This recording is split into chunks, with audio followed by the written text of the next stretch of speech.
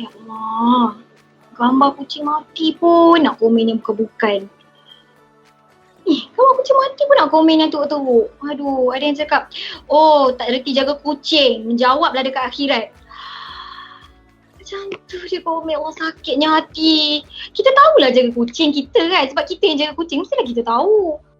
Dia yang tak dekat tempat kita ada je nak komen bukan-bukan. Kadang-kadang mulut netizen ni, aduh. Ya Allah, teruk-teruk.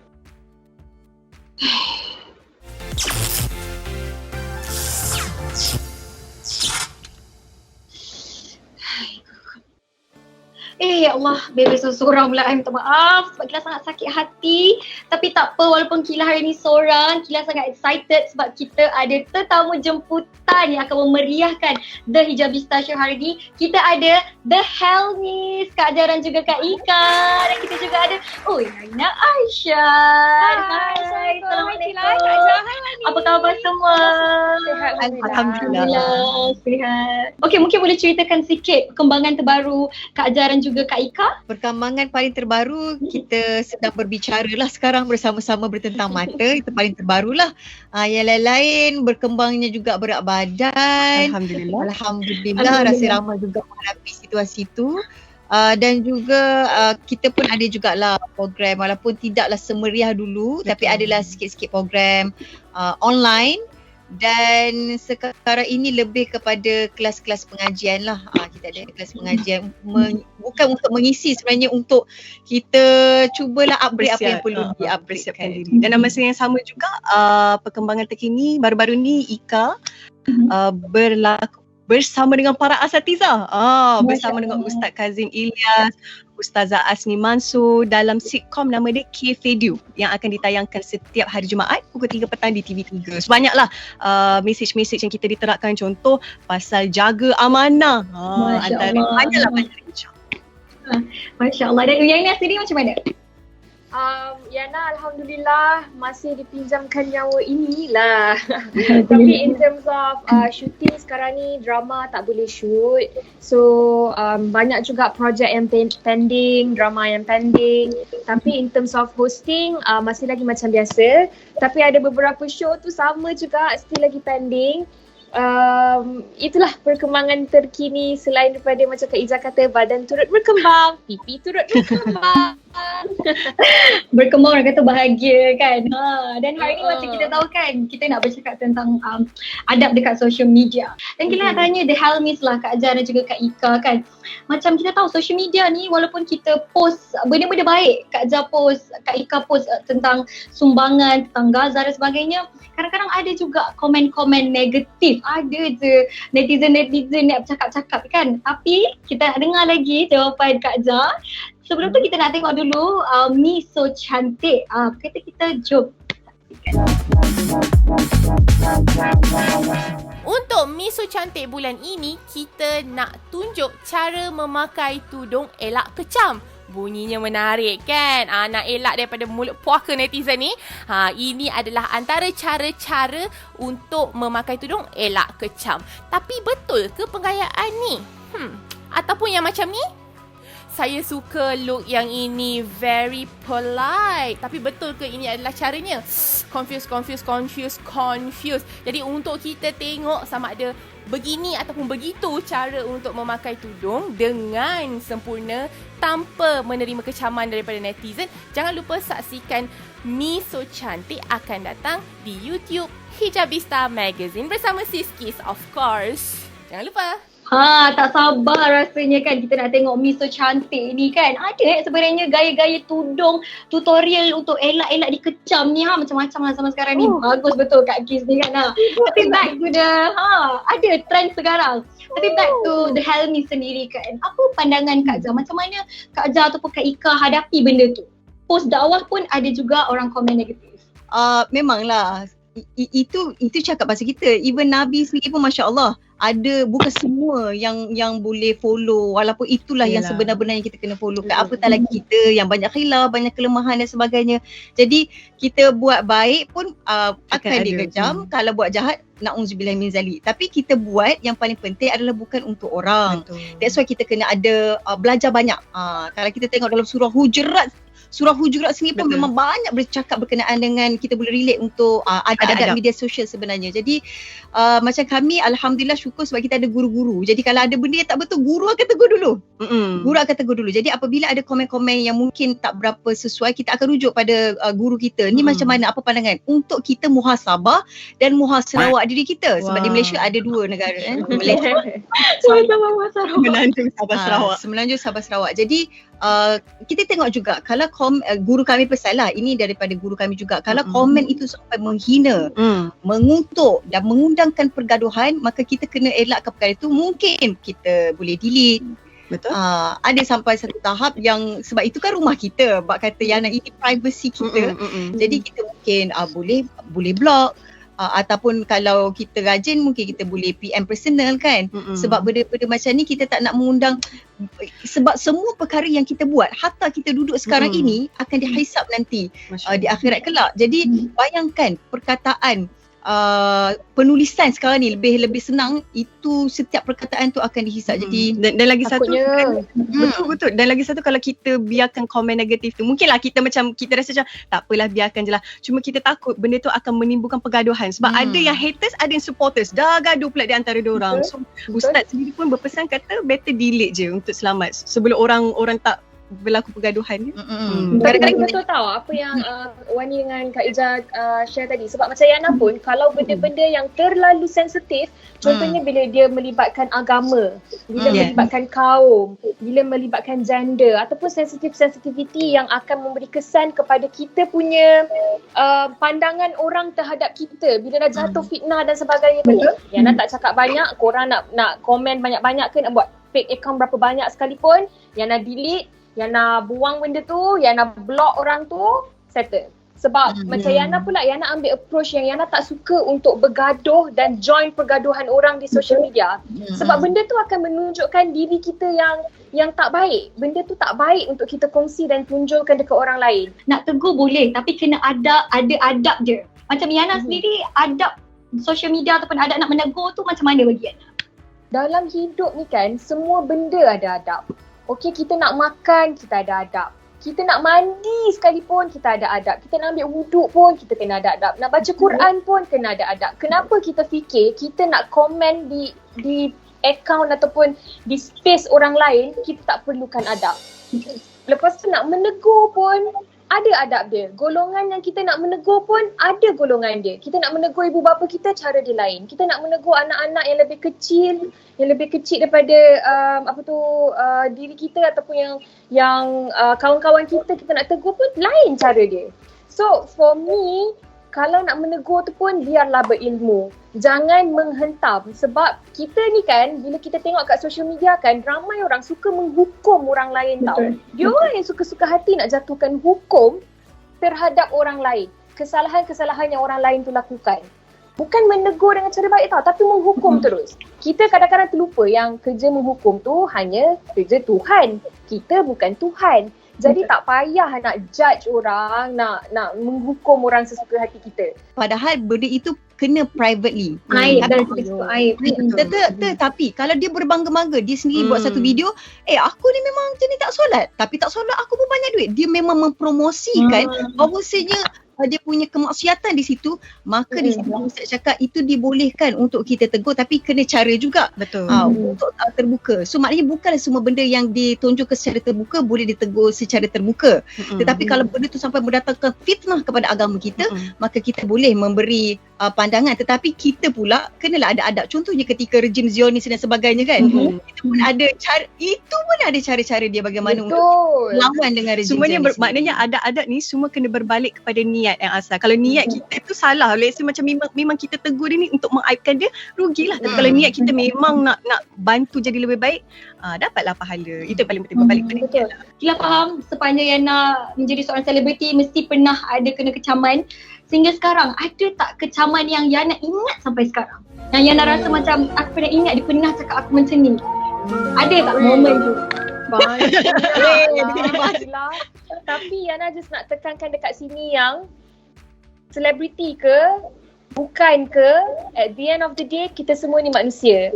Hati, perasaan kita masih lagi manusia. Kita masih lagi ada rasa sedih, masih lagi ada rasa kecewa, masih lagi ada rasa geram dan sebagainya.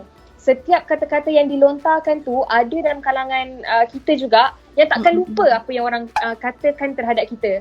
Orang kata we can always forgive but we can never forget. Macam Yana macam itulah juga. Sebab kata-kata ni memang sakit tau. Sakit.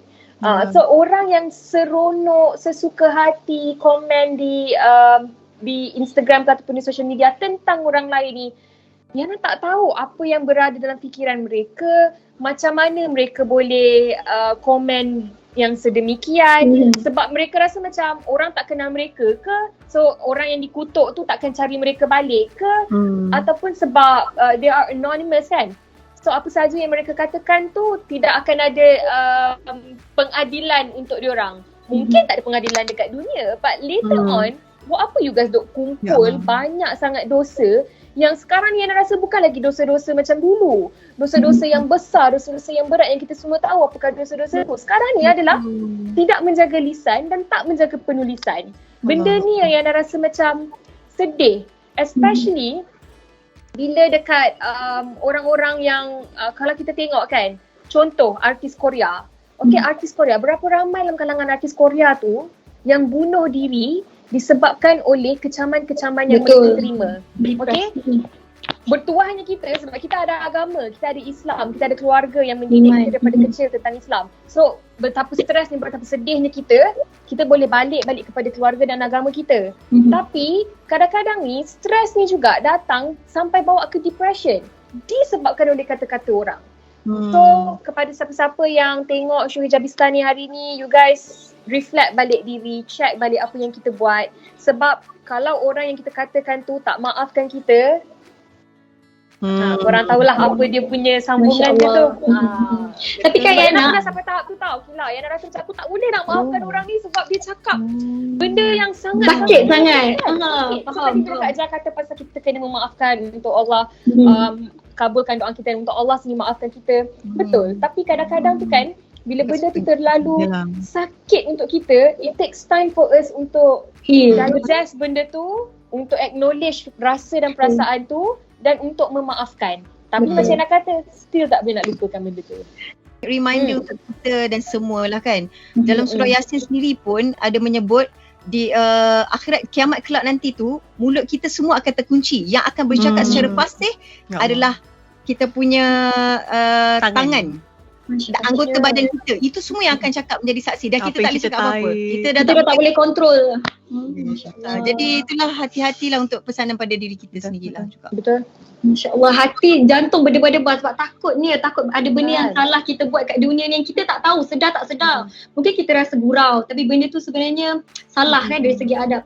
Okeylah, sebenarnya Kila sangat seronok berborak dengan Kak Zar, dengan Kak Ika, dengan Yana hari ni kan tentang topik adab di media sosial. Tapi sebelum tu kita nak saksikan sedikit tentang No Turning Back. Apa kata kita saksikan? Masa I decide tu memang I dah nekat, tapi I ada 2 kempen yang I kena buat. I dah deal and I dah sign contract dengan untuk posting Instagram. So I tanya dua-dua klien I Chinese. The next day after I decide tu, the next day I terus message orang lah. I tanya, okay, I'm so sorry, I have to ask you yang I have to tell you I dah berhijab. Is it okay kalau I buat posting tu I berhijab? Masa tu I memang redha betul-betul. Macam kalau dia tak boleh, kalau dia nak cancel pun I tak kisah. Kalau dia nak return balik duit dia ke, nak cancel ambil orang lain pun I tak kisahlah. Macam redha. Sebab I fikir kalau I tak buat masa tu, bila lagi I nak buat? Macam takkan I nak habiskan kempen lepas tu I tunggu posting.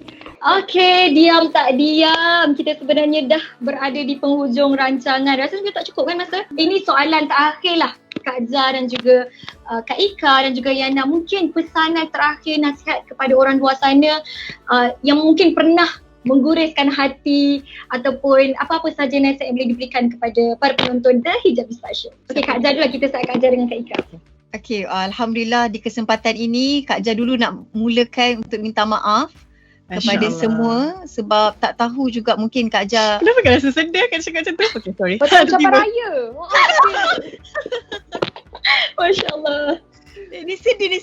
Ketawa pula. Ada sound effect. Sound effect. Di sini Kak Jenny mengucapkan permohonan maaf sekiranya ada apa-apa lah. Kita tak tahu. Kita tak tahu. Betul. Apa yang kita buat selama kita hidup ni, kita tak tahu. Ada kesilapan yang berlaku ke, sama ada sedar ataupun tak sedar.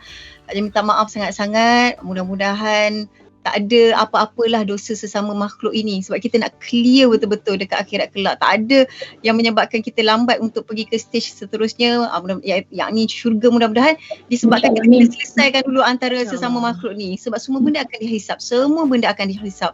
Kadang-kadang kita dah lupa dah apa yang kita buat, tapi malaikat tidak pernah lupa mencatat apa yang kita buat. Jadi Kak Jen minta maaf sangat-sangat. Mudah-mudahan benda ni terhapus dan insya-Allah Kak Jen juga, kalau ada siapa-siapa yang mungkin ada terlepas dan sebagainya juga Kak Ja memaafkan, tak nak ada apa-apa pun problem sesama manusia kita dan juga dengan Tuhan kita lah.